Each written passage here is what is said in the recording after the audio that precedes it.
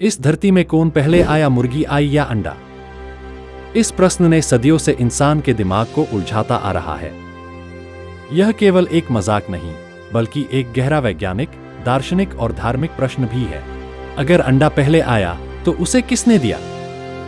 और अगर मुर्गी पहले आई तो वह आई कैसे, क्योंकि वह भी अंडे से निकलती है?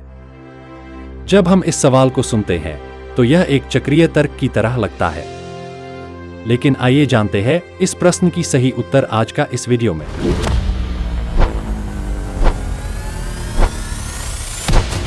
इस उलझन को समझने के लिए हमें साइंस और धार्मिक दृष्टिकोण से इस प्रश्न को सॉल्व कर सकते हैं, लेकिन हम सिर्फ साइंस से ही विश्लेषण करेंगे, क्योंकि धार्मिक दृष्टिकोण एक सिर्फ विश्वास है।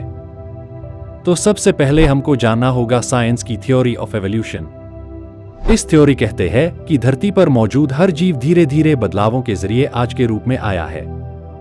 यानी कोई भी जीव एक दिन में अपने वर्तमान रूप में नहीं आया, बल्कि लाखों सालों की विकास यात्रा के बाद उसका वर्तमान स्वरूप बना।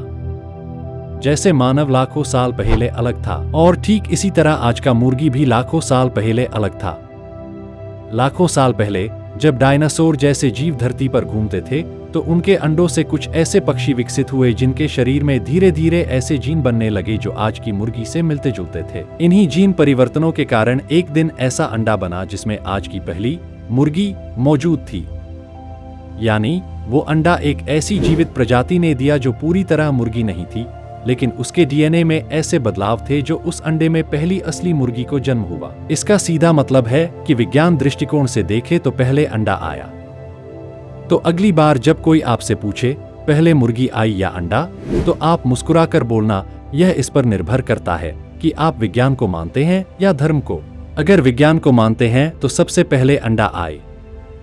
अगर हम इस विषय को एक कहानी के रूप में कहें तो मान लीजिए कोई ऐसी पक्षी थी जो मुर्गी की पूर्वज थी।